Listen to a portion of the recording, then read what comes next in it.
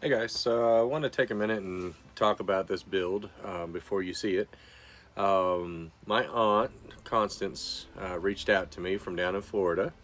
Um, she wanted to get me to custom make a knife for my uncle. And of course, I'm elated, more than happy to do so. So he's a really, really good dude. Terry and Constance, they came all the way up from Florida and came and visited us, and it was just a really, really great time. So it was a while back. So anyway, so I decided that I would go ahead and do the build, and I wanted to make it a little bit extra special for him. I don't know. I've got a good connection with him. Reminds me in some ways of my dad, and he passed away back in I think it was 2001. But anyway, I just wanted to do a little extra. So the knife itself is it's almost like a bushcraft style knife. It's a pretty stout blade. It's a 1095 high carbon steel, and I've shaped it, forged it, did everything to it that you would normally do to a knife, and then drew back the temper so it should be able to keep a good sharp edge without being too brittle. So then for the handles, I actually ordered a set of handle scales, so basically just pieces of wood from a dude that makes them. Anyway, it's maple burl with like an epoxy resin, infiltrating it, surrounding it, whatever you want to call it, and that allowed me to kind of shape it the way that I wanted, because if I tried to make those myself, I'd have screwed it up. But anyway, so you're gonna see that a little bit later. I'm gonna add some pictures in. I didn't do any video of the making of the knife itself. I was just trying to get it done because I wanted to have it before Father's Day for him. And anyway, so I hope you guys enjoy the video, and I'm gonna shut up now. Bye. Love you, Aunt Constance, Uncle Terry.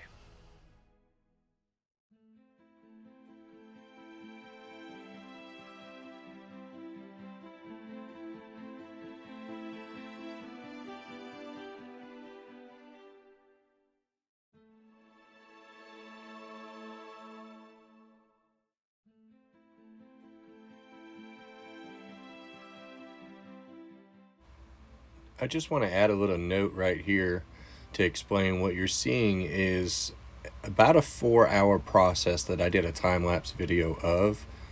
So it's really interesting to see how the laser works, and we did it really slow at first just to make sure that we weren't going to burn through the leather or cause any severe damage, and it worked beautifully.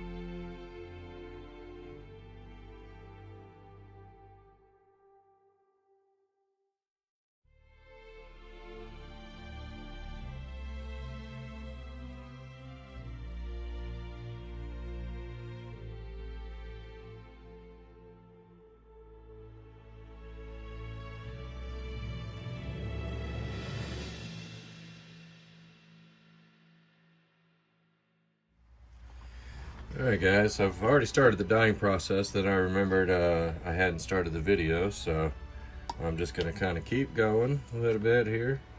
Doing really light. I don't want this to penetrate too much. Like I don't want it to go all the way through the leather, because I have found that this does have some rub off. So I did go ahead and put the sheath together. You see it's really soaking in the dye pretty nicely.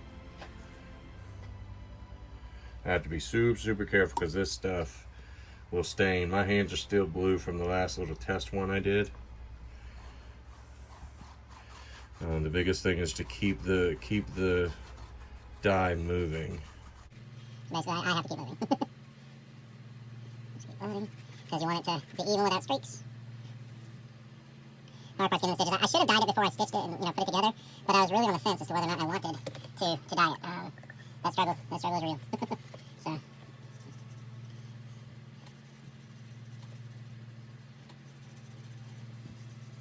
Well, they say to kind of do circular motions on these big flat spots that could be seen. This is my first, technically like second time dyeing, but close is good. The first one was a practice one, and the mistake I made on that one is I went way too heavy on the dye. I did too many coats, and I didn't allow any time between the coats to dry like I should have. So I ended up with like literally a wet dye that did not want to dry. So, which is not ever a good thing, because what happened was I couldn't get it to stop rubbing off like onto other stuff. So I'm not gonna do too much of the inside of the belt loop, but I'm gonna do the edges. Same thing with the inside where the knife goes. Trying to kind of keep that basic.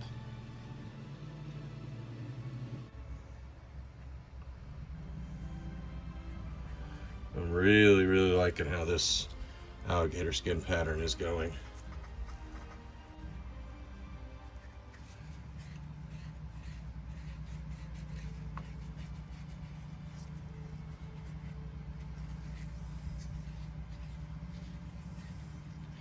And wow, because the dye makes the sheath kind of wet. So while it's wet, I'm going to use that time to burnish my edges a little bit. I'm not going to go too crazy with it, because I mean they're already pretty good, but at least a little bit would be nice.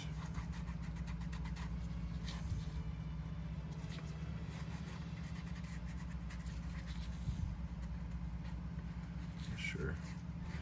It's crazy how you can still see like the different parts of the leather and whatnot,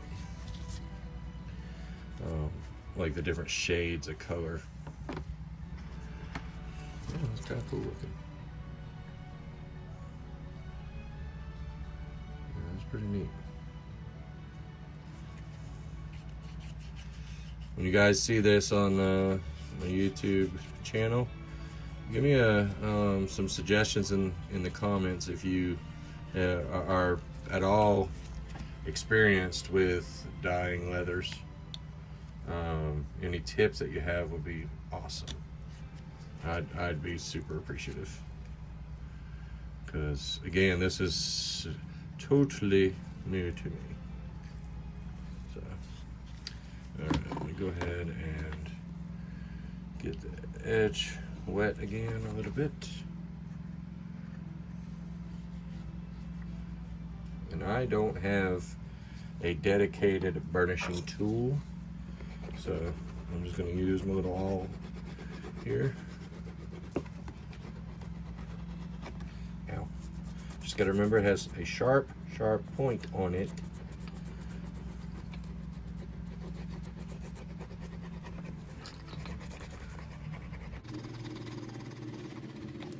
That's pretty cool, I gotta admit. That's some pretty neat stuff.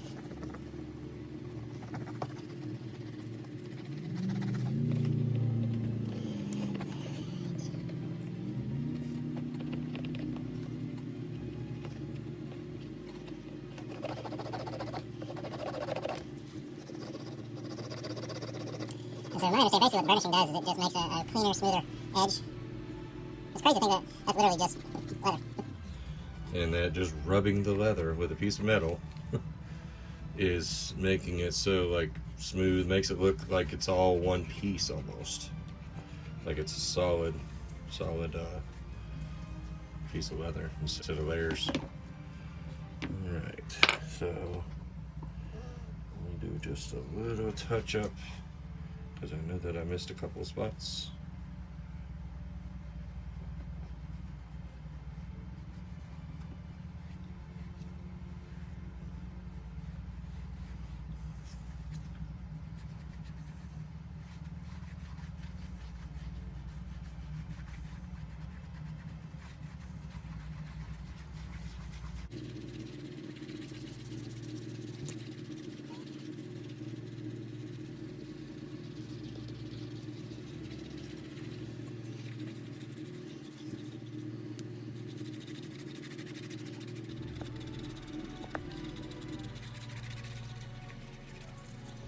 This is coming out pretty good.